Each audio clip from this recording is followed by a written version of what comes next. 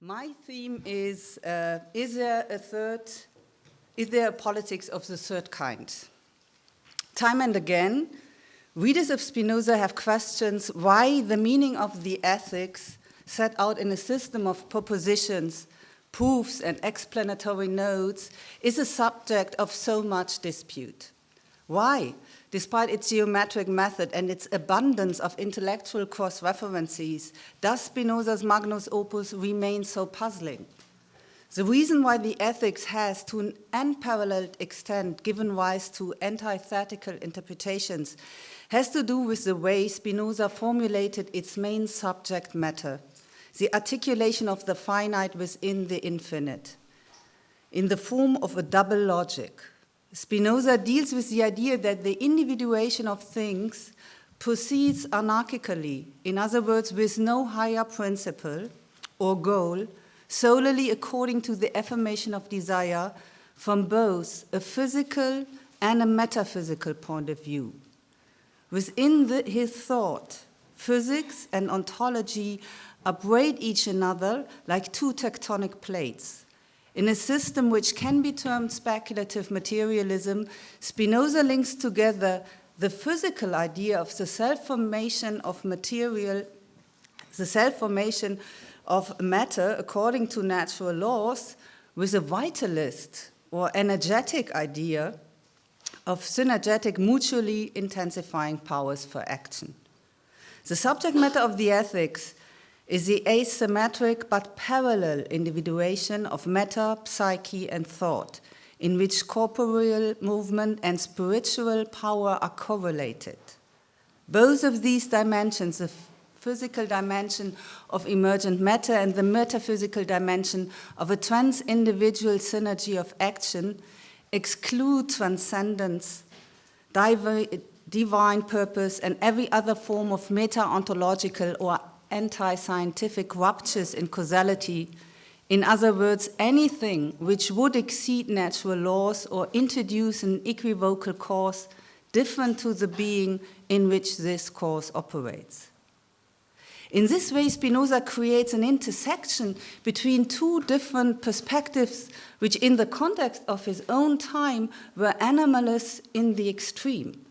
First, Spinoza's metaphysics destroys the category of a voluntaristic creator God, along with the associated medieval idea of a contingent world, incapable of self-sustenance. God is conceived as a necessary and synergistic conjuncture in Spinoza, called substance, consisting of infinitely many powers, each in itself infinite, the attributes. Of these attributes, only two are known to us, extension and thought. These infinite attributive powers are expressed in the actions of finite things. Modes are in fact translation of the infinite. Behind the surface of this world production, there is no external or eminent principle, nor any absent or withdrawn being. The world exists as a correlation of extensive motion and intensive power set within nature's or God's infinite potentiality. Finite things and infinite God are, if not of the same essence, nonetheless of the same being. And second, for its part, Spinoza's physics rejects both Aristotle's qualitative conception of nature and the new Cartesian model based on quantified extension robbed of all its powers. Spinoza's anti-Cartesianism took aim in the first instance at any re-establishing of the claims of a nature endowed with forces or power. At the same time, the scientific rationality of Descartes should be preserved by retaining the chief discovery of Descartes' mechanism. Every power is actual or in act, and the powers of nature are no longer virtualities referred to occult entities, to souls or minds through which they are realized, like in Renaissance pantheism. However, rather than denying activity to the movement of bodies as Descartes did it, Spinoza explained that matter gives form and movement to itself through its inter and intra-actions. Elementary particles, named corpora simplicissima, occurring in infinite quantities, differing only in their speeds, those corpora simplicissima are capable, through their reciprocal relations, of establishing a certain pattern of movement and rest among themselves. Bodies of first degree come into being through this kind of self-formation of matter. They are able, those bodies of first degree are able to compose and recompose different composite structures, in turn able to produce and reproduce again patterns of physical movements. And this physical pattern, this degree of movements that characterize each individual thing, corresponds to a certain degree of power of the soul or power to act. A thing is thus nothing but a differential of movement corresponding to a differential of power. From a physical point of view, thus all things through their movements have reciprocal effects on each other, impacting each other's actions, causing and being caused, affecting or being affected, proceed in alternation ad infinitum. A universal, transitive determinism articulated by Spinoza in Proposition 28, first book. However, from an ontological point of view, finite things communicate directly with the infinite productivity of nature. This is another model of causality than that of transitive determinism. They articulate, the finite things articulate a singular degree of infinite power in a model of immanent causality. What is initially so difficult to understand about the ethics is this combination of physics with metaphysics, of an universal transitive determinism of mutually affecting bodies with an immanent causality in which substantial being is expressed in and through the modes, so that the potentialities of the finite things are conversely implied in the substance, and the production of being operates within the interior of substance itself. Spinoza replaces the canonical opposition between static matter and dynamic mind, as we can find it, for example, in Descartes, with a differentiation between three kinds of knowledge. In ascending order, he addresses the production of three types of ideas, in which each type contains resources for its transformation, its non-guaranteed transformation, into the next type. Spinoza makes a distinction between affect ideas, common notions, and essence ideas. These ideas belong to three different orders of nature. Affect ideas belong to the order of the passions, common notions to the order of physical composites and reason, essence ideas to the order of singular beings and eternity. The ethics is almost entirely written in what Spinoza calls common notions. Common notions register agreements and disagreements between bodies on a physical, social, and psychic level, thus allowing us to conceive of causes for increases or reductions in our power to act. But the ethics does not end with the common notion, as we could have expected. In the book's final pages, indeed after Proposition 20 of the last and fifth book, Spinoza accelerates his argument, confronting us with the suggestion that we think of the soul, as Spinoza puts it, considered without relation to the body's existence, and that we conceive of it in its highest form of development as, I quote again, an eternal mode of thinking. Here Spinoza completes an enormous movement of abstraction. He opens every individual to intellectual self-knowledge and self-causation, whereby they can experience the level of power of the mind with no detour through the level of physical motion. The third kind of knowledge is thus a mental exaltation in God, or in substance, or in nature. The meaning of this remains controversial to this day. particularly in the context of materialist reinterpretations, which we encounter in the wave of post-structuralist Spinoza readings in France, Italy, and so on, since the 1960s. This is due to the fact, this ongoing controversy, that the third kind of knowledge seems to imply the mystical idea of perfect happiness, the esoteric privilege of wisdom, the sublation of the body-mind parallelism in spiritual self-causation, all of which threaten to force Spinoza's entire system back into a kind of re-idealization. Nonetheless, the third kind of knowledge remains one of the great challenges of the ethics. It first appears in the book's final pages, but is present throughout thanks to the immanence of modes within nature's infinite production process. Since the late 1960s, post-structuralist philosophy has seen long-standing controversy about structure and sense of Spinoza's correlation of the physical level of movement and the ontological level of power. In its post-Marxist forms, this controversy has focused on whether Spinoza's parallel individuations of matter, psyche, and thought implied a new concept of politics, and if this concept of politics is ruined or refined in the third kind of knowledge.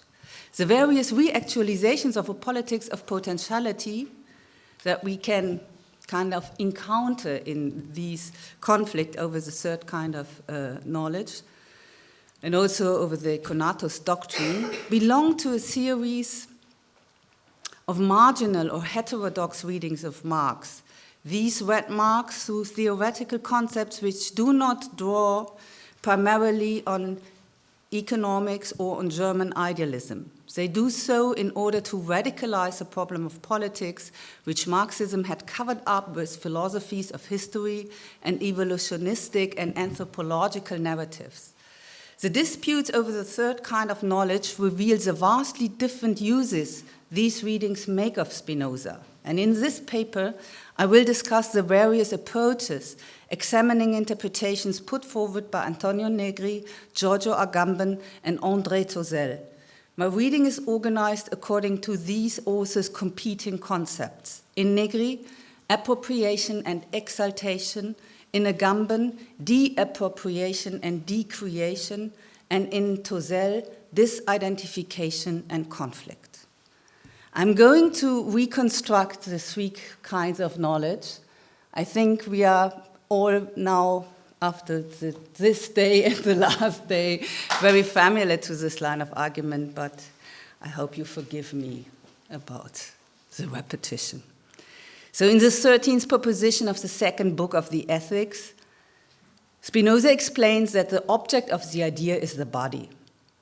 The proposition gives a materialist twist to Plato's well-known principle that the perfection of an idea is measured by the perfection of its object. Spinoza's claim aligns the genesis of thought with the genesis of matter. The greater the complexity of body, the greater the complexity of thought. But Spinoza's idea of thought is not limited to the representation of objects and the enumeration of their properties. Knowledge means, above all, knowledge of genetic processes. A thing is adequately conceived only by conceiving of its process of production, of knowing its how. The same is true for thought itself. A genetic epistemology seeks to understand the production of things from their relations, and through these relations develop the production of thought. As is made clear in the second book of the Ethics, all bodies are composed of extensive bodily parts. Each body requires, as Spinoza writes, a great many other bodies for its creation and preservation.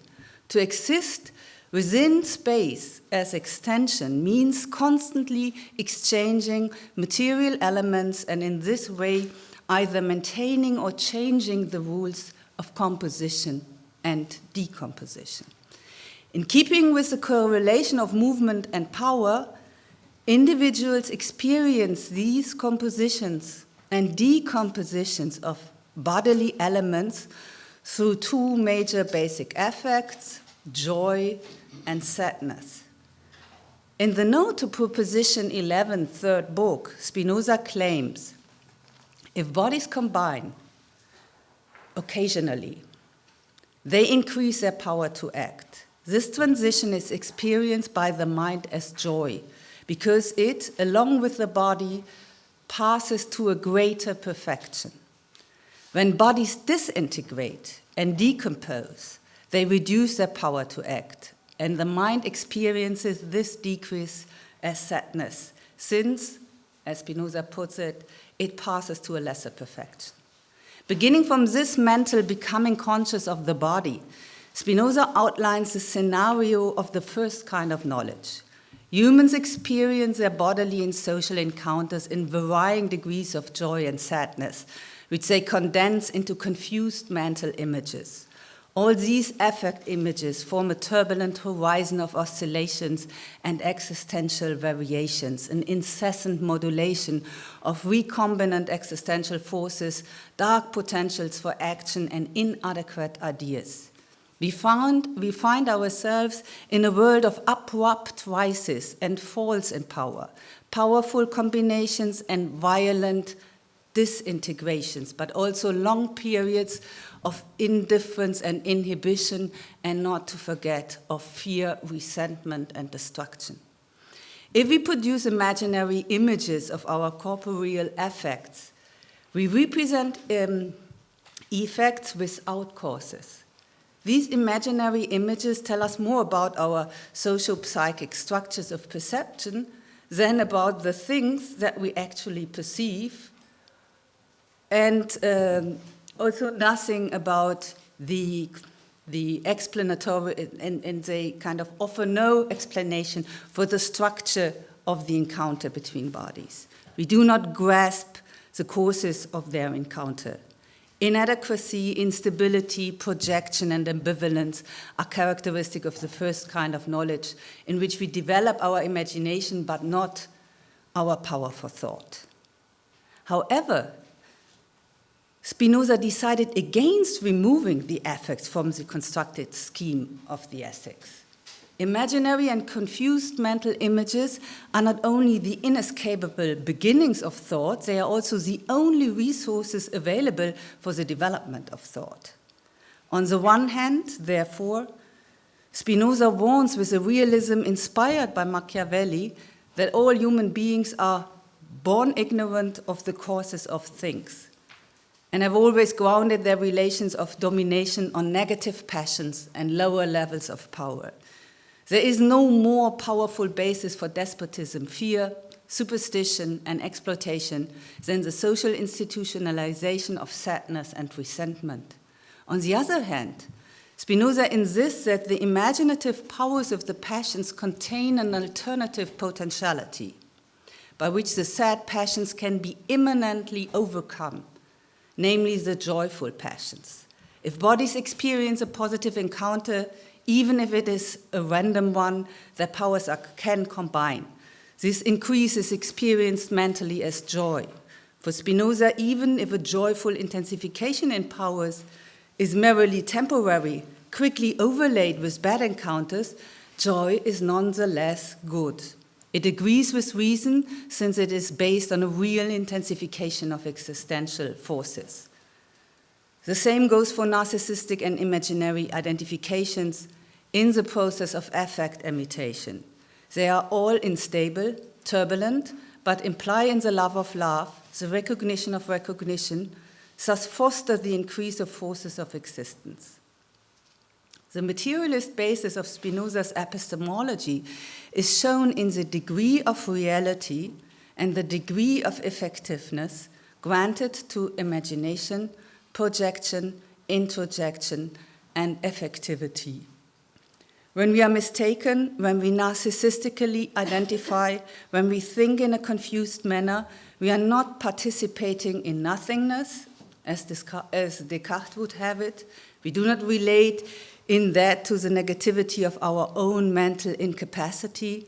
Rather, we relate to the positivity of our mental power for rectification, catalyzed by the passions. Thought does not develop as an external reaction, but as the intensification of our inner powers and its inner transformation.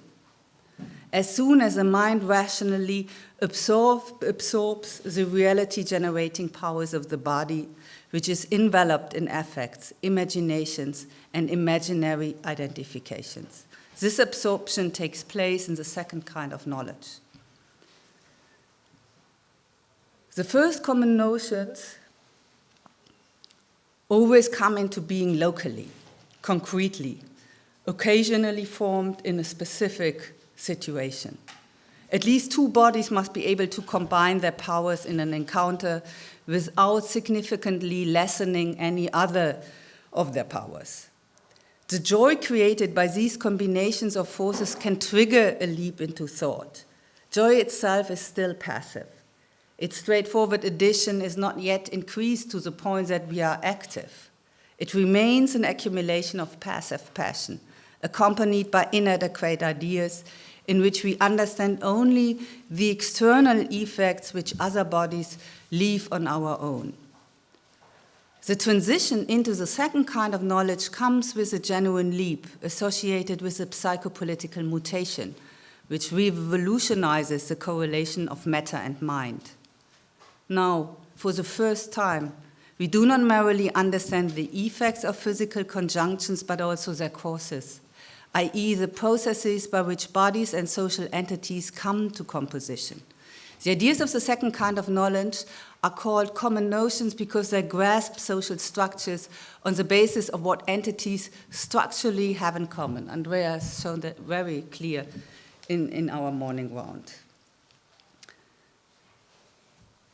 The ability to leap into rationality is innate to individuals. The basic vitalist presupposition of Spinoza's epistemology maintains that innate qualities can be activated and intensified. But the basic realist presupposition maintains, however, that that which is innate is subject to conditions which can impede the parallelism of bodily and mental dynamisms. This includes in particular the historical fact that mechanisms of domination and sad passions have become bound up with political theological hate for others. This can permanently hold people back in the first kind of knowledge, in which they, as Spinoza puts it in the foreword to the theological political treatise, fight for their servitude as if for their salvation. For this reason, the leap into the second kind of knowledge requires an advantageous moment to overcome these socio-political inhibitions. Thought requires an induction, as Deleuze puts it, a causa occasionalis, which in Matterhorn's words is to be found in an unexpected assistance of passive affects. In this way, at the beginning of the fifth book of the Ethics, we find an entire hegemony politics of common notions. This explains step by step how we, exploiting fortuitous joys, emerge from the chains of inadequate ideas and ultimately achieve the most difficult thing of all. We suspend the fear of difference and the sadness of life, achieving an intellectuality which is accompanied by an active joy. The motor of this process is not the power of truth itself, like as a mathematical power of being correct. The motor of this process is the vitalism of existence. Through this anarchic process, we do not strive toward a final goal or what we judge to be good. On the contrary, writes Spinoza, we judge something to be good, we strive for it, will it, want it, and desire it. The human being is nothing else but this unguaranteed, non-ideal, post-foundational human potential of being acted upon, becoming capacitive, becoming causative, this is to say, to the capacity for a qualitative twist in the order of passivity and activity.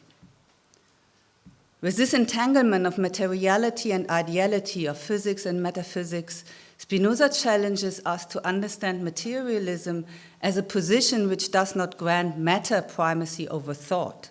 Spinoza advocates a speculative materialism, which outlines an asymmetric but parallel individuation of body, affect, and mind.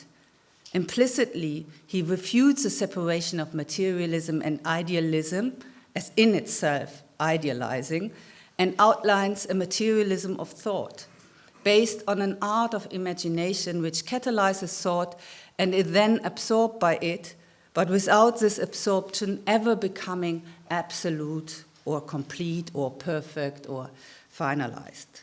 Through the decentering of the modes within substance, the potentiality of being or the potentiality of infinite nature cannot be appropriated and realized as a reconciliation of all human actions. In this way, Spinozism hinders the idealization of its own system. However, at the end of the Ethics, Spinoza explodes the entanglement of materialism and idealism in a series of aporia. Within post-Marxist philosophy, these aporia have provoked a steady stream of answers to the question of the meaning of the third kind of knowledge, above all to its political meaning. With precipitous or whatever I could, I think you know what I mean. With precipitous speed, Spinoza's final propositions place us within a form of thought in which imagination leaves its place at the heart of the constitutive ontology, and the mind, as Spinoza puts it, can be regarded without relation to the continued existence of the body. From a knowledge of extensive existences, we pass over into a knowledge of singular essences, as they are contained within God. Every adequate idea is always also an idea of the idea, and this idea is its own cause. We don't reach it through itself, we reach it through cooperative practice. However, if we achieve adequate thought, we produce ideas as they are within God. In thinking, we take the form of a degree of God's infinite potentiality. In this way, the second kind of knowledge leads to a third one, in which we reflect on this degree of power, in which we have our singular essence as an object of thought. When we form common notions, we have already unfolded this singular power. It is merely still related to the body in extension. But in the third kind of knowledge, we do not relate thought to the body, but to itself. For this reason, common notions enable the passage to essence ideas. Through our reflection on physical relations and combinations, we not only express our essence, we produce the idea of that essence. The highest performativity of the mind lies in the recognition of our singular essences as they exist in God and can be understood in Him. All these essences reciprocally co-implicate all others in their attributes. The production of an essence idea determines the production of further essence ideas. As Deleuze writes, the idea of my own essence represents my power of action, but my power of action is just the power of God Himself, insofar as it is explicated through my essence. In affective terms, we experience now a new form of joy. If we experience our essence in intellectual terms, in this respect, we are thinking as God thinks and perceive as God perceives. As Spinoza puts it, I quote, "The mind's intellectual love of God is the very love of God by which God loves Himself." Happiness is what Spinoza called this type of, this is a translation, so it's beatitude, is what Spinoza calls this type of inner joy, in which the objective and subjective genitive, God's love and the love of God, converge. Here Spinoza attempts an enormous short circuit, which sublates the entire production process of thought, directly identifying it with its result, the singular degrees of action and thought which operate in the interior of infinite being. What is outrageous about this final tranche of the ethics, in which being, thinking, and joy are identified with each other, producing a convergence of virtual and actual, speculative and practical affirmation, consists of the concept of eternity, and connected to this, the separation of the mind from the existing body. These are arguments which can hardly be combined with materialist thought of the Marxist tradition. Spinoza is here operating at the logical boundary of his own system. What we should consider is the following subtext, which gives the third kind of knowledge a certain non-idealizing heterodoxy. At least that is what I would like to propose. If we understand the third kind of knowledge as an identification of the production process with its own principle. And the proposal is the following. To the extent to which individuals intellectually absorb their own heteronomy through their understanding of the external forces which affect them, they also understand that their power for action is something created by themselves within a milieu of infinite potentiality, extending far beyond themselves. Thus, the autonomy of individuals is always ever non-finished, non-conclusive, non-perfect. Autonomy is separated from itself by the complexity of infinite potentiality, which individuals can never fully subsume into themselves. God's or nature's potency of infinite production cannot be appropriated, completed, or totalized. Thus, as we achieve by man, cannot be appropriated, completed, or totalized by human beings. We understand that human autonomy is always only an autonomy effect. Its process is not guaranteed and can be reversed. That is the antinomy of the third kind of knowledge, eternity, perfection, and acquiescentia in se ipso, contentedness in oneself, which post-Marxist philosophers have each interpreted differently. The post-Marxist discussions of Spinoza's metaphysics, and particularly with the meaning of the third kind of knowledge, first began to take shape with the publication of Alexandre Matterrand's Individu et Communauté chez Spinoza in 1968. Matterrand belonged to a quite different Marxist tradition than Louis Althusser, and hence Individu et Communauté rejected the theoretical anti-humanism which Althusser's Le Capital had developed with reference to Spinoza. Where Althusser had ignored the affect theoretical and existential elements of the ethics, Matterrand presented a reading focused on Spinoza's theories of powers of appropriation.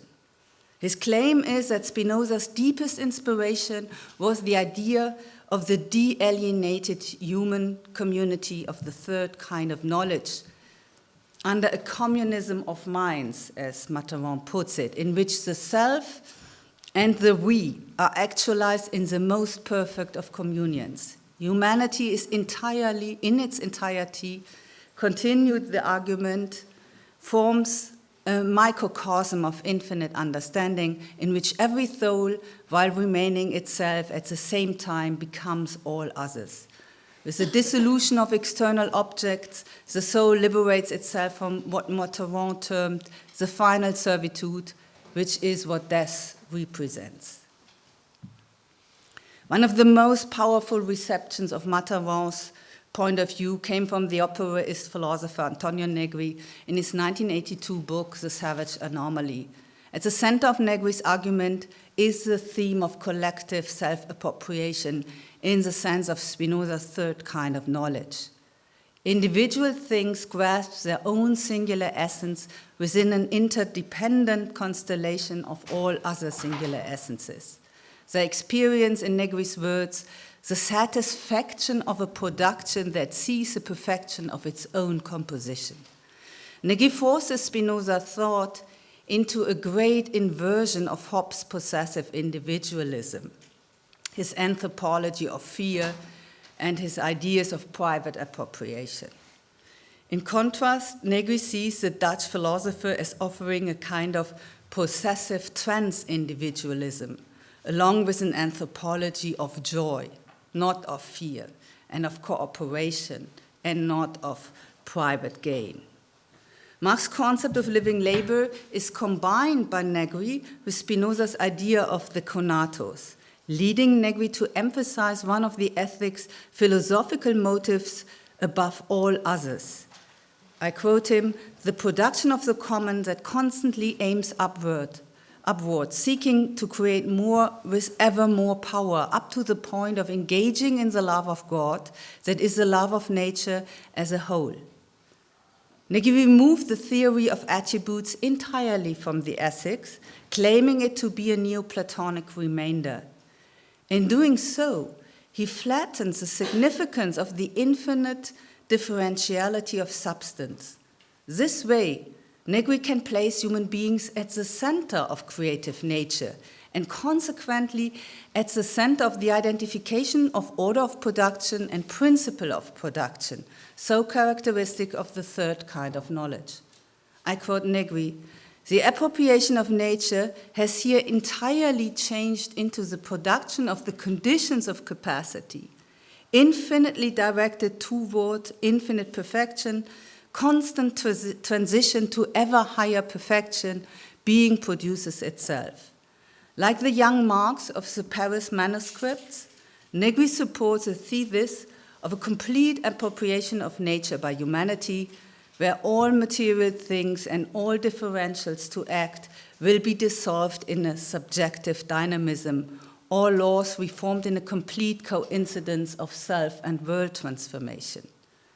In this context, Negri undertakes, as he notes, a materialist reinterpretation of the third kind of knowledge.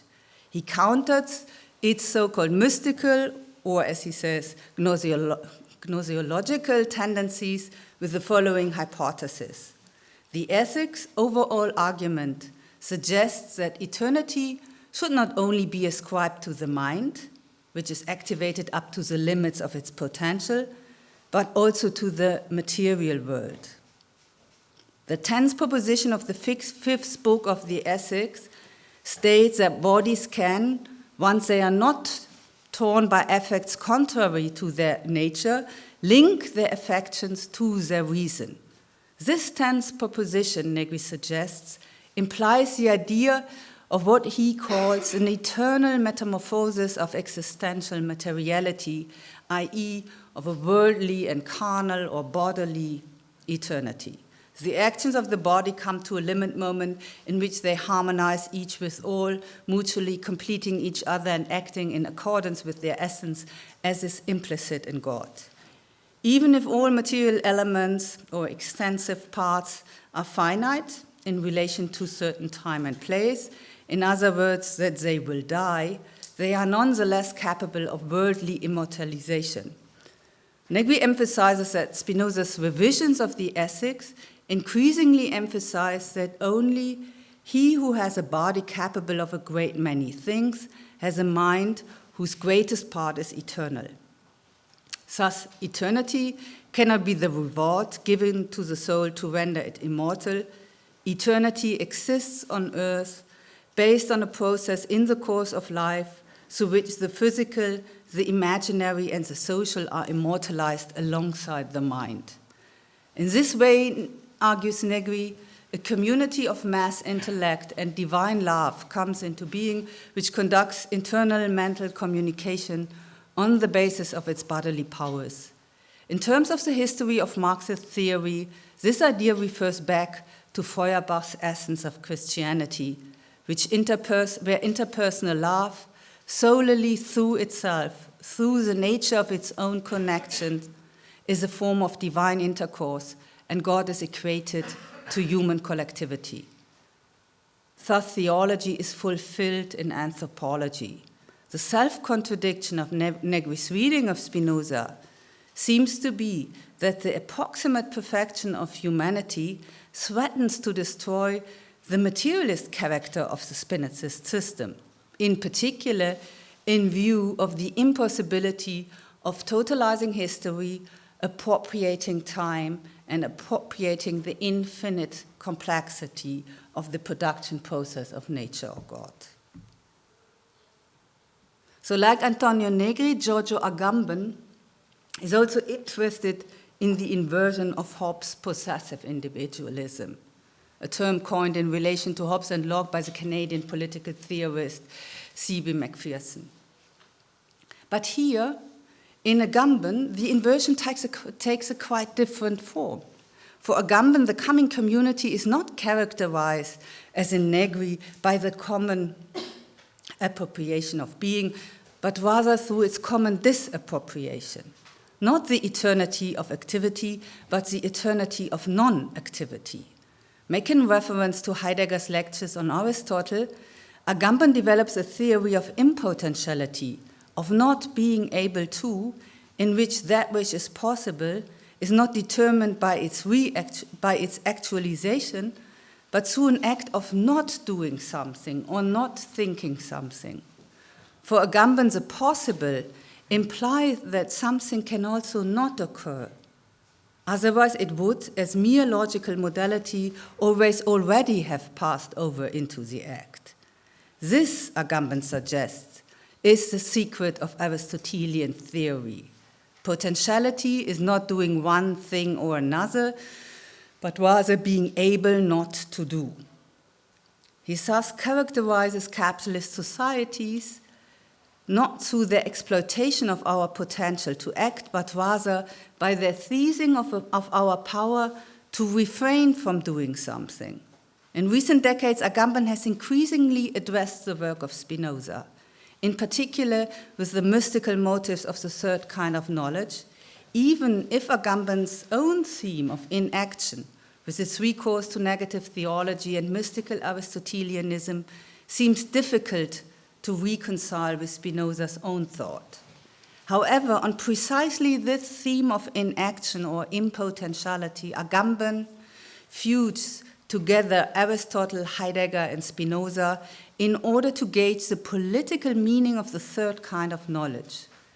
In doing so, he traces the connection between capacity and affection, which now I have to say in German capacity as Vermögen and affection as Mögen, because that is Heidegger's play with the two words, Vermögen and Mögen, between potentiality and lovability in the late works of Heidegger, relating these to Spinoza's idea of contemplation, which is granted to the wise man at the end of the Ethics. Agamben's starting point for this analysis is an observation Heidegger's letter on humanism, in which capacity is given a passionate aspect. Loving attention is the element through which existence opens itself to the indeterminacy of its own essence. If we can love this withdrawal from determination, giving ourselves over to it, over to indetermination, we will experience our own original power to lack power. Agamben creates an analogy between this position of existential inaction and the self-satisfaction of the third kind of knowledge, in which, according to Spinoza, one does nothing more than, I quote him, contemplate oneself and one's own power to act. Agamben completely bypasses the production process of Spinoza's order of knowledge, turning directly to the active effect of the acquiescentia in se ipso, contentedness in oneself. Starting with the 36th proposition of the 5th book of the Ethics, Agamben elevates the contemplation of one's own power to act to the original practice of human beings. A person who engages in the solitary contemplation of his or her own powers does not produce a work. This action results in nothing, Agamben claims, but its own impotentiality. In this way, Agamben posits Spinoza's third kind of knowledge as the highest expression of a human being who suspends every specific power to do and act in order to open the possibility of doing nothing, living the epoche, living the retreat, being something like unemployed negativity. Agamben calls this action decreation, which he understands as the decisive political act in resisting capitalist mobilization and its integration of all human action. I'm coming to the end with a classical third alternative. Do Negri and Agamben, with their different inversions of possessive individualism, do justice to the anarchy of Spinoza's ontology? Do they take into account that this ontology knows only affirmation as a principle of production? Agamben, but above all Negri, lends this production principle their own particular meaning, be it decreation and unworking under Agamben, or creation and work in Negri. André Tozel and Etienne Balibar, both from a tradition of structuralist Marxism influenced by Althusser, have criticized these hypostatizations of Spinoza's third kind of knowledge.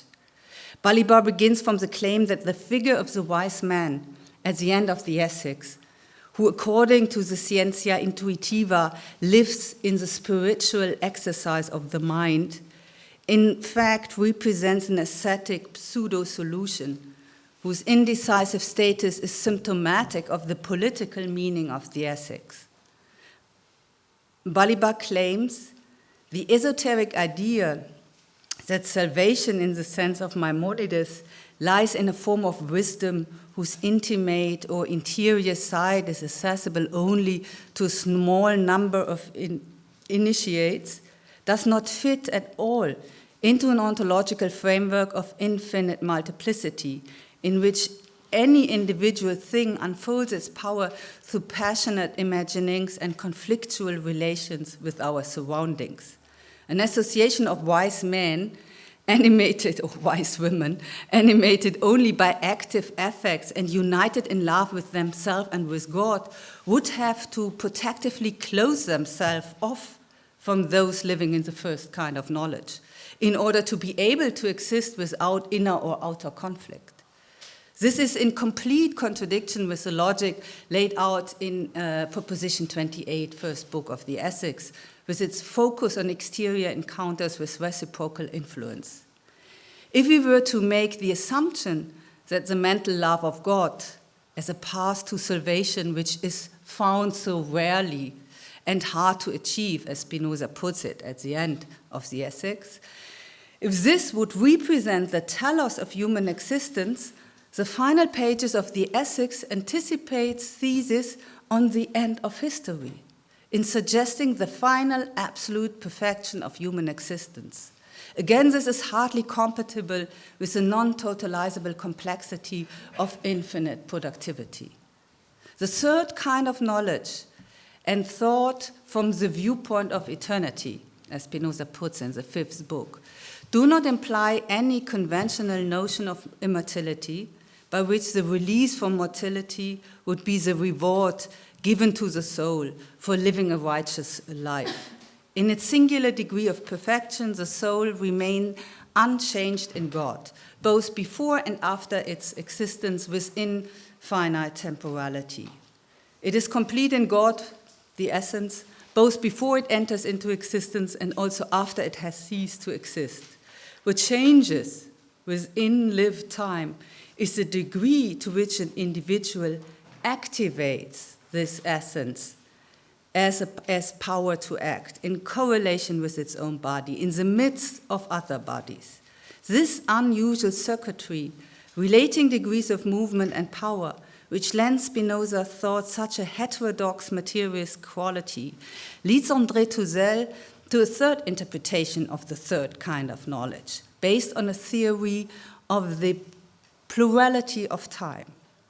The wise man does not merely reflect on his mental self-actualization, as Agamben has put it, but through this actualization reflects on his relation to the uneducated and those living in the first kind of knowledge. The privileged object of the third kind of knowledge is the heterogeneity of time or its inner plurality, which makes it impossible that all relations can be simultaneously universalized in a mutually congruous form, in such a way that the creative evolution of being would be actualized, finding completion in its ultimate perfection. Self-reflection must therefore necessarily lead to insight into the incompletability of the self, its openness toward alterity, and its decentered position in the infinite production process of nature, i.e., to the political and existential conflict. The wise man who in Tozel's reading belongs to a sort of hegemony political avant-garde, reflects the simultaneity of subjugated and self-emancipatory forms of life and knowledge. He and she addresses the political problem, how to intervene in the first kind of knowledge where fear and resentment flourish. With the insight into the conflictual simultaneity of genres of knowledge, human beings within the third kind of knowledge can also grasp the incompletability of their own wisdom, because this wisdom too is never complete. It must again and again be tested and practiced. It cannot close in on itself. Paradoxically, the self-satisfied enjoyment of one's own perfection implies a falling back into the imaginary narcissism of the first kind of knowledge, which cannot abide anything foreign, unconscious, or uncanny within itself. Contemplation must thus lead to inner conflict, disidentification with oneself and one's own levels of action. If the ethics has a paramount theory, it is the existential and political demand to interrupt identifications, including the identification of the political subject with its own niveau of emancipation. Only this type of disidentification can succeed in alleviating immunitary defense instincts and the fear of difference which go along with closed identifications. But in this way, the end of the ethics would inscribe within modernity a kind of self-reflection which examines its own irresolution, incompleteness, and provisionality. In other words, the ethics should not be read as a book of wisdom, but rather as a book of the anarchy of being and the primacy of politics, which is fundamentally not about a leap into the joy of thought, but about the lack of guarantees associated with this leap. The paradox which Spinoza forces us to think through consists of finding a path to the joy of reason, along which we learn to take seriously our sad passions and our impediments to thought. Long before Nietzsche and Foucault, Spinoza explained human capacities both as a force of emancipation and for subjugation, as catalysts of both emancipation and domination. The political meaning of the third kind of knowledge would thus lie in interrupting the appearance of reactionary and identitarian actions within emancipation itself. The Tractatus Politicus, which Spinoza wrote at the end of his short life, therefore comprises a distinctly ambivalent theory of the self-emancipation or self-liberation of human beings and their power for non-domination, which addresses the destitution as well as the constitution of mass affects. What is at question is not only the collective self-affection of the many, the knowledge of the many. Here is something incomplete in my, I hope with this performativity I show you what incompleteness is. They who make, it's not about the collective self-affection of the many, of those who make history, but also de-identification with the imaginary images which the multitude creates from its making of history. Thus, there is no idealization of life in the Tractatus Politicus, no sanctification of the masses, no teleologization of history. The thought of politics is only optimistic to a minimal extent, because it is based on the vitalist assumption that we can find in the ethics that the forces of life are excessive and that they can, through affirmation, change from the imaginary to the intelligible. At the same time, this thought is realistic and critical to the greatest possible degree, since it registers the extent to which the forces of life have historically been integrated into the political theological state apparatus. In the Tractatus Politicus, Spinoza thus comes to the conclusion that the right to resistance and revolution are natural and necessary in themselves, but without representing revolution as a project of salvation. Rather, revolution is an interminable project to creatively reinvent struggle, whose creativity and excess ultimately cannot be ascribed to any one group, subjectivity, or party, maybe to something like non-alignedness or being not in line, and whose inevitable hate must always be interrupted before it can institute and reinforce itself. Spinoza therefore not only calls the principle of liberalism into question, i.e. contesting the place of the individual and his or her property as a basic unit of society, contesting legal positivism, contesting the establishment of any transcendent norms prior to politics. Avant la lettre, Spinoza also questions Marxism's anthropocentric and teleological positions by contesting the idea of a community of universally developed activity, contesting the dialectically guaranteed reversal of expropriation into appropriation, which will create the freely socialized human being, etc., etc. Thanks so much for your patience. I have been too long, I know it.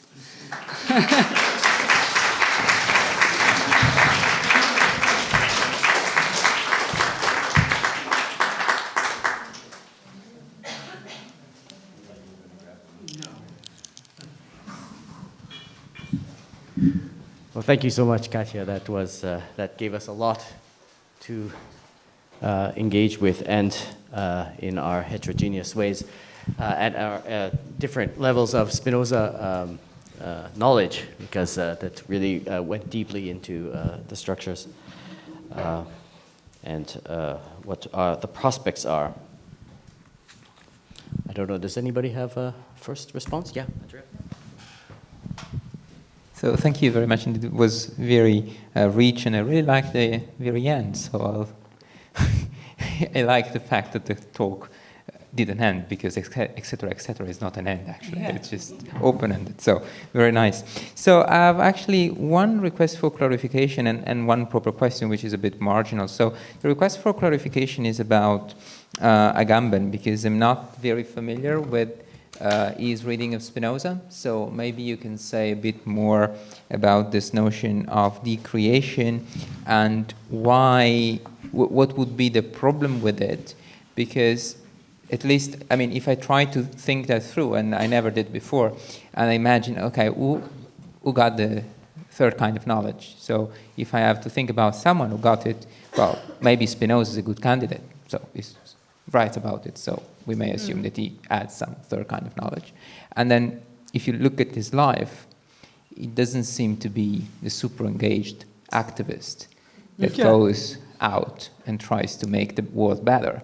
Indeed, there is this famous letter where he says, okay, let people kill themselves if they like, as soon as I can just do my thing and do philosophy, and I don't really care, right? So it is his way of approaching life, which we may assume was informed by his philosophy, was not very much about trying to make the world a better place, but yes, speak to people when this is possible, but otherwise just lazibiosos. So, I mean, when people said, okay, your ethics is going to demonstrate that God doesn't exist, you say, okay, they can't understand, they won't publish it. No big deal, right? So that would go, I think, that could be used maybe as an external evidence in support of Agamben. I'm just speculating. Maybe you have a reaction to that. And then very quickly, I'm not sure. Give me a second for. Oh, sorry. No. Yeah. And then there is this other reading about the intuitive science. So you mentioned at the beginning, so is there a politics of the third kind? And I'm not sure whether you know it, but Paolo Cristofolini developed that idea quite extensively. And his view, if I can reconstruct that correctly, but I hope to remember correctly, is that essences for Spinoza have to do with transitions, because he gets this from the Conatus doctrine, and he reads much into this. So according to him, intuitive science is about passions or affects in general, because they are transitions of power. So we know essences by knowing transitions of power. And therefore, the whole discussion of Spinoza's affects, so all that Spinoza says about affects is intuitive science for Cristofolini. Because of this reason. Of course, it's a bit controversial to say that essences are transitions, because Spinoza seems to say the opposite in the preface to part 4, but I was just curious to know whether this could play any role in your discussion. Yeah, thanks for both questions.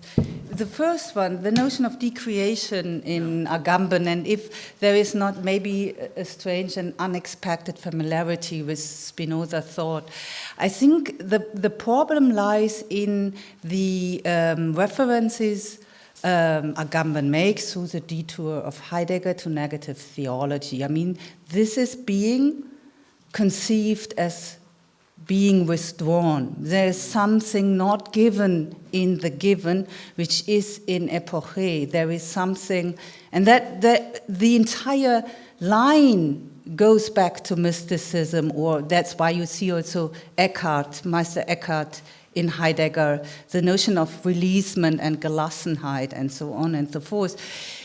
I mean, I'm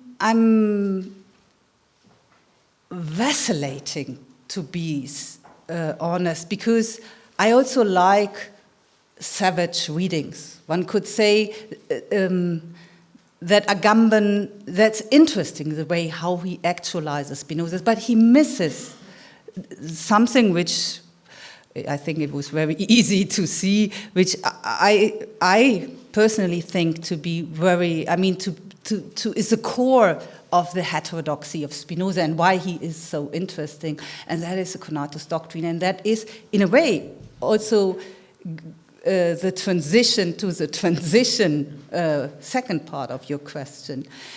What I call anarchist, I don't want to kind of all the way call for the classical ideas of political anarchism, though I like anarchism. But in the first place, I want to call a non-foundationalist thought, a thought which has no other idea of essence than transition. And Tosel, that is the same reading, only that Tosel kind of translate it constantly in rhetorics of hegemony politics and in a certain post-Marxist doctrine coming from structuralist Marxism. But in a way, the idea is the same. It's here is essence is in principle without arche. It's in that sense an anarchistic principle, and it does mean nothing else than transition. That is also why he ends in disidentification. So the third kind of knowledge is disidentify with its own perfection. And this is that it interrupts its self-closure. And because it's transitive. And transition cannot be completed. Or you have to, if you complete it, then you are back in the kind of that mankind is a new God. Then you have the conflation of anthropology and theology and so on and so forth. And you are back with the 1844 Parisian manuscripts of Marx, where you have this full reconciliation between nature and human being and so on, under the domination, not as you proposed yesterday, that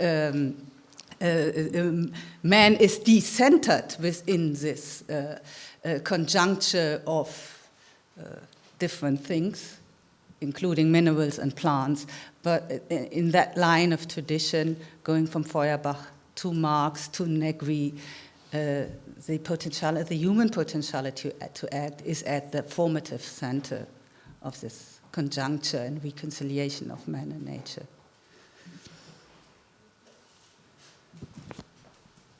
Thank you.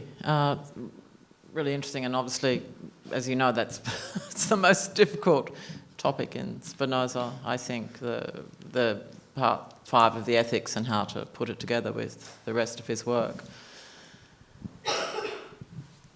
But it's not the only place he talks about the third kind of knowledge. And so I want to ask you to connect, if you can, I can't, what he says about the three kinds of knowledge in the emendation of the understanding. And he uses the same, the law of proportionals, right? And he uses the same example in the ethics, although the numbers are different. So the law of proportionals, he uses this to explain the three kinds of knowledge, the first kind imagination, second kind reason, third kind intuition. And so he uses the law of proportionals, and he says if you're given three numbers and you need to find out the fourth, I'm probably going to get this wrong, but you can have learned it just by rote. You multiply the second by the third and divide by the first, or whatever it is, I can't remember. So you can just learn it by rote. That's the imagination, where you don't know if it's true or not, but your master has taught it to you. You're an apprentice, say. Or you can understand it through reason, or you just see it, right? You just see what the fourth number is. And I think anyone who's tried to teach or learn logic, but especially teach logic or teach mathematics, there are people who just recognise patterns, and they're the really good mathematicians and the really good logicians. They just see it, and you cannot teach that. And some people see it, and so there's I know the linking of the third kind of knowledge with the eternity of the mind and all that complexity in part 4. But there is this other account too, where it seems to be that, one is you learn but you don't understand, the second is reason, you understand, and the third is you just see it, this flash of intuition kind of thing.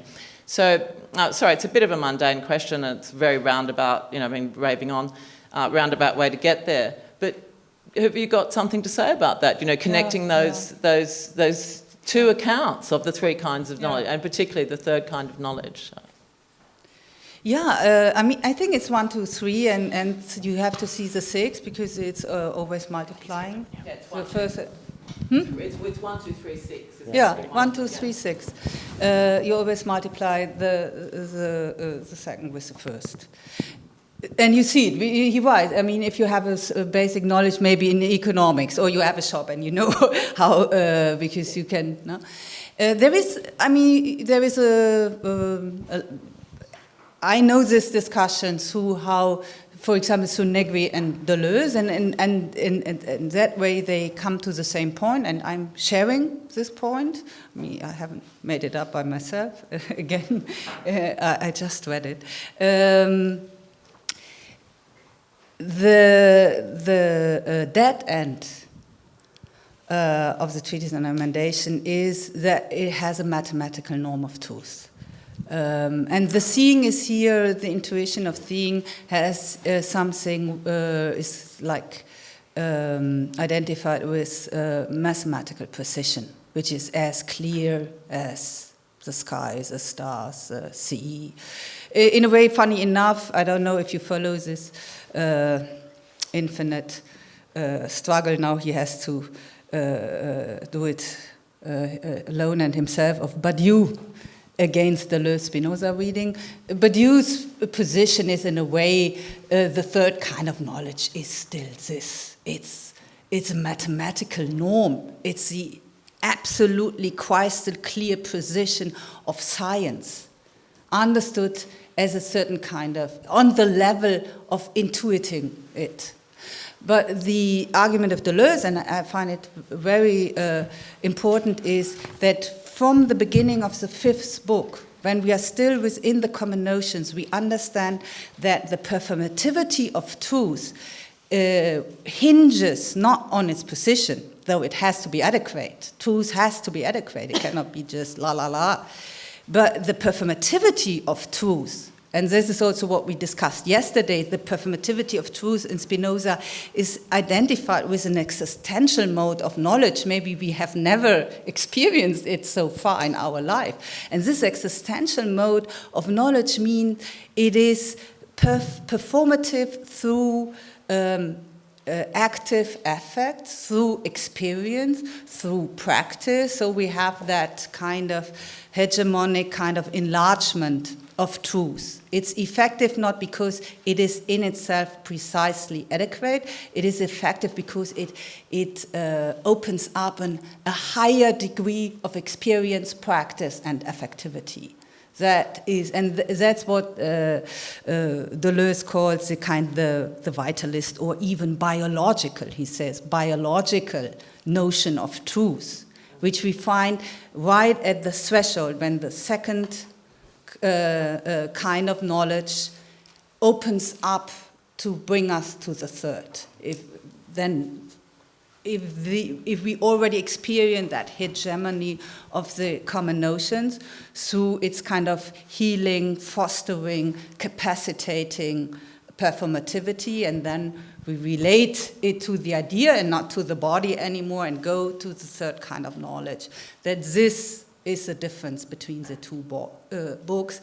Not a mathematical norm of truth, but a effective and performative pragmatist performativity of truth, and that's then a different mode of living in truth, or living in the truth, or living the truth. Living the truth. Yeah.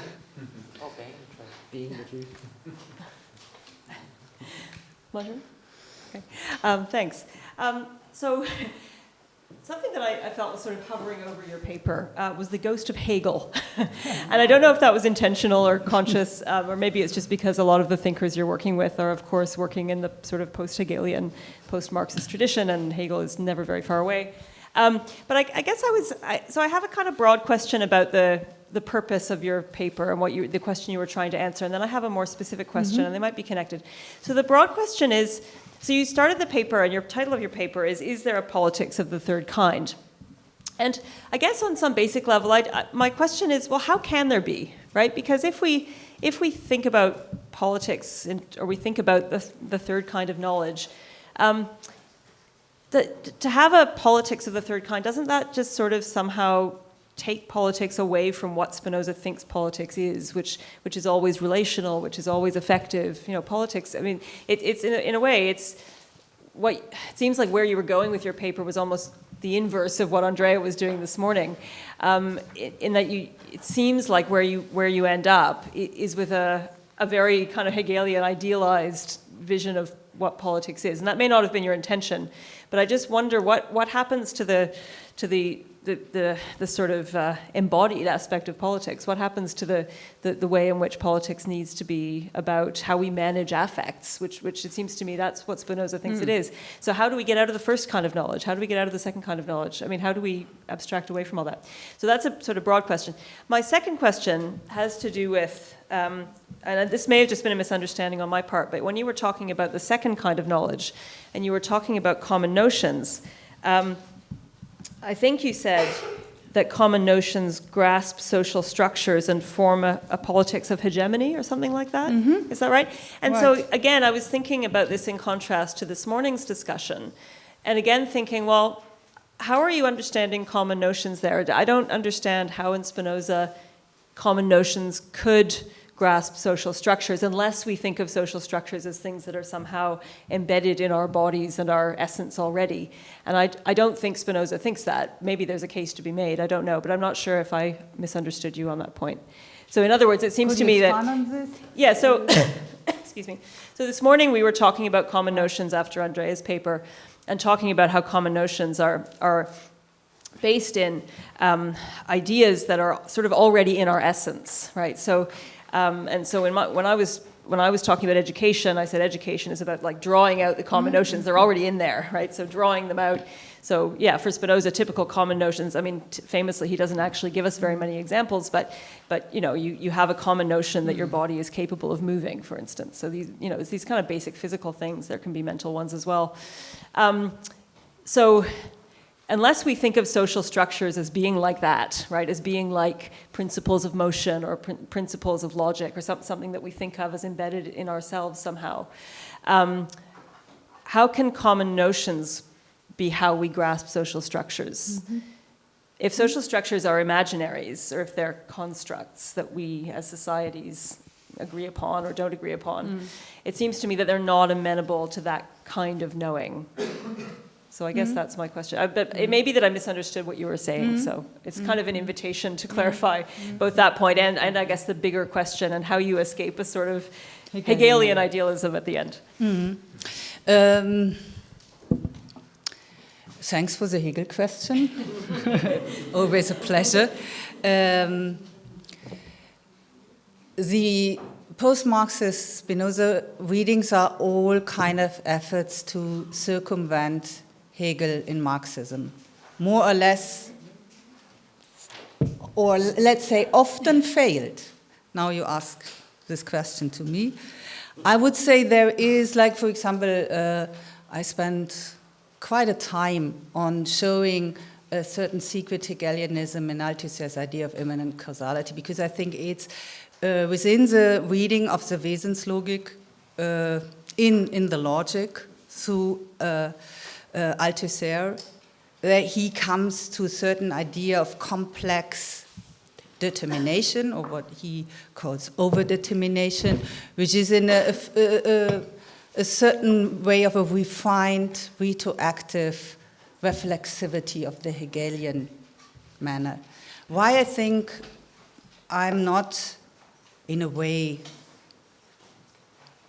using a Hegelian script is because there are certain anomalies in Spinoza which are, there are, by the way, I mean, I think you know Macharet's book on Spinoza and Hegel. There are a lot of familiarities between, astonishing familiarities between their thought, but there is a couple of really, really deep ruptures by Spinoza avant la lettre, which is interesting because it's quite early in time of modernity that he writes. And this is positive determination. In Hegel, determination is negative determination. Heterogenesis, that means not a dialectics that kind of goes through thesis and antithesis, but you have a certain kind of complex and differential, what Deleuze would call it disjunctive synthesis of the infinite, which then in science is combined to set theory and so on and so forth, which is not Hegelian. And I think if one tries to read the ethics by putting the doctrine of the attribute so much at the center, you cannot end up with a Hegelian reading for those reasons. And particularly, but this is, I mean, the real threshold is like Hippolyte's French reading of Hegel, which tries to fight Kojève's monstrous anthropologization of the Hegelian apparatus, maybe is really back to Spinoza's system. There we can make the most familiarities if one anyhow wants to compare someone who has such a big system like Hegel and written much later, much richer, much more complex than Spinoza's. But particularly if we look on the anthropological readings of Marx, very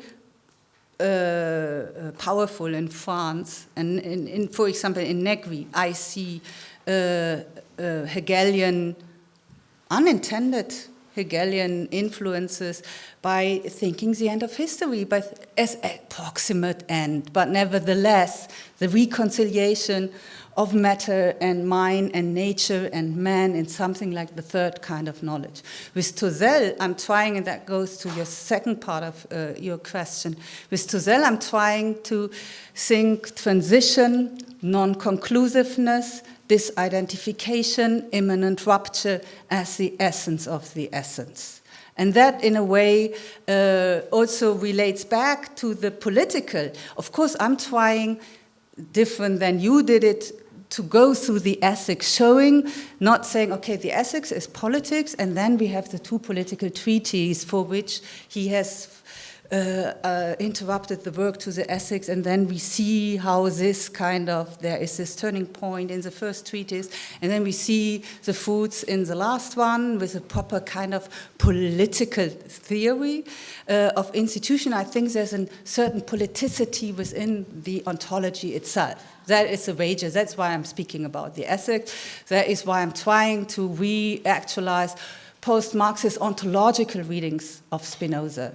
And my proposition today I presented very close to Tozel's one is that there is that relation to social relations within the third kind of knowledge, because it is thinking the plurality, the temporal plurality and the contemporaneity of all three kinds of knowledge in a society, and to start from that reflection, which also includes the one who is supposed to know, and as we know through Lacan's, though I'm not a big fan of Lacan, but the attack on the authoritative position of that who is supposed to know also goes into the kind of self-deconstruction of the wise man and woman, because it's a narcissistic imaginary self-love if we would end up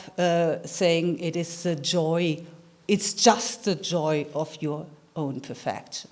That is a certain kind of trying to give it a dialectical twist, dialectical not in the Hegelian sense of a resolution, but an irresolutive dialectics, if one can say. My English is far from the third kind of knowledge, more the first kind of knowledge English. I hope that this word irresolutive exists at all, I don't know. Yeah, just a short question. I think it's sort of going back to what Moira asked you. Maybe it's just me who's too dense, but much of this is much too abstract for me. I mean, much of the time I don't really grasp what you're talking about. Mm-hmm. So I was wondering whether you could give me a more sort of concrete, intuitive sense of what it is that you want to say with this politics of the third kind. I mean, what are we supposed to do here, concretely? Because we've gotten thrown a whole bunch of names around, and it sounds like a whole lot of very abstract political ontology, but I don't know what it is and what it's supposed to be in terms of concrete politics. What am I supposed to do here? Mm-hmm. So that's mine. If I could step in too, just to thank you for adding that, Mogens. I just also wanted to ask. Maybe concretely, Spinoza often suggests to us that we must come together, and we must create the conditions under which we can come together in the most amenable way to use our reason and to lead us to, okay, is it some kind of reasonable apocalypse? Is it this way which will emancipate the third, or at least that we will have a good balance or a joyful uncompleteness of shifting between the kinds of knowledge. I'm wondering about the scope of this. Like, again, that are we,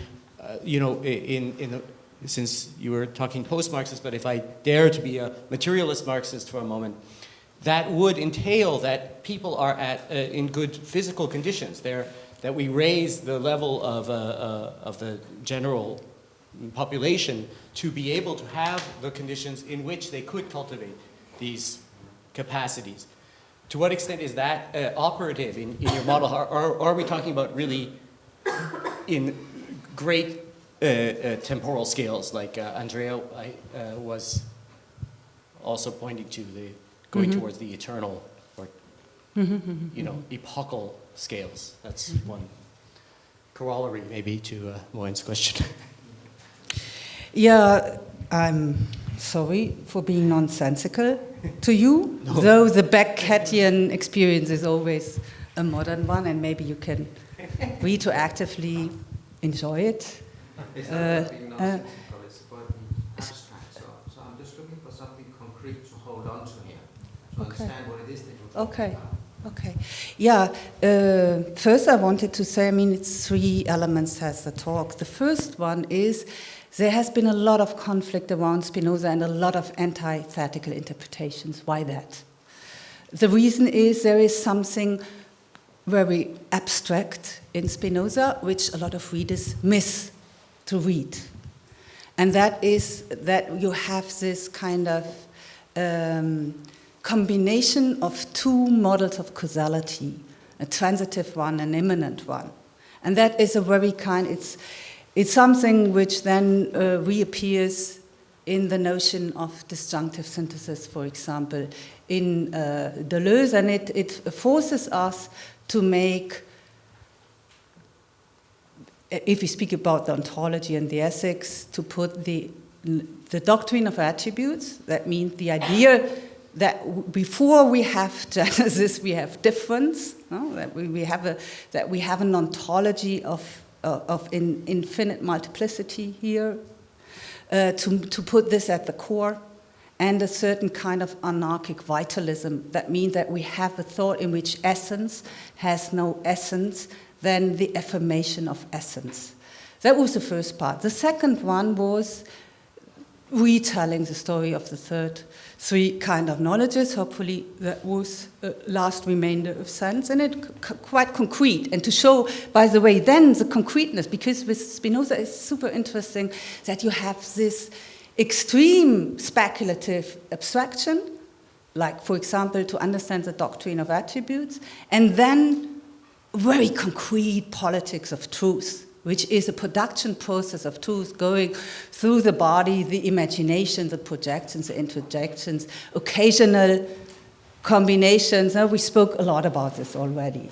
And then the, maybe for you most nonsensical part, to go through post-Marxist interpretations of the third kind of knowledge, which is difficult also to understand, which seems to be in antinomy with the rest of the system because of the separation of the intellect from the body, through the notion of a kind of worldly eternity and so on and so forth, and trying to show that we have what I announced at the beginning, quite antithetical interpretation. That was just very schoolish to show, okay, 3 examples. Negri, he's a Feuerbachian reader to me. Maybe he would kill me if he would have to listen to that. But I see there a Feuerbachian Marx, an idea of human reconciliation by appropriating the means of appropriation. That is his Marxist idea of a kind of becoming God of man. Through movements of appropriation. And he, by the way, is the one who does it in a strong combination with an analysis of the actual mode of accumulation. So he is combining the critique of economy with ontology. He's the only... Tozel, as an Althusserian, does this too, but not in his Spinoza reading. Negri combines it, but I think he combines it in the wrong way. But we will not go into that direction again, because I think it has already been quite long what I developed. I don't want to become longer. But that's for me, the concrete wager of the third part of my paper was to show, okay, we have Negri, we have Agamben, who directly jumps into the third kind of knowledge, with ignoring the production process of this third kind, and seeing there a certain kind of Gelassenheit and releasement that he borrows of the late Heidegger and the reading of and elements of Meister Eckhart thought in Heidegger. But also with the Aristotle readings, both. The entire Homo Sacer project of Agamben is based on the idea that the riddle of the possible is not that it can go over to actuality, as Aristotle thinks, and that there is a primacy of realization and actuality, but the opposite. I mean, Heidegger, this is, truly insane in a lovely way to say there is a autonomy and primacy of the possible in Aristotle. That is Heidegger's punchline. And the autonomy of the possible is that it is possible not to actualize, not to become an act of thought or an act of bodily practice. And that is Agamben's idea of impotentiality. And it is concrete for Agamben because he has an idea of a transhistorical concreteness of political struggle that means fighting the system by refraining from doing. Stop being creative, doing this and that, or this kind of what we now here perform, our intelligence, our ideas, our careers, our making sense. Stop with it. And it's a very existentialist proposition. And the third part of the paper is Tozel's idea, disidentification and conflict, as something which is still visible within the third kind of knowledge, though it appears as having fully cut off conflict. And that's an idea I find illuminating. We are painfully over our scheduled time, and we should try to keep to it, I think, and keep the everything going. I think maybe we have experienced, as Andrea was pointing to before this, destroying the form so that the parts can reorganize in different ways, and so we are experiencing the destroyed form. The parts have to reorganize, maybe in the alphabetum now, to get a coffee, move around a bit, and then we'll reassemble at what is it? At 3:30? No. At 3:30 for Mogens' closing lecture. Please give a strong applause to Katja.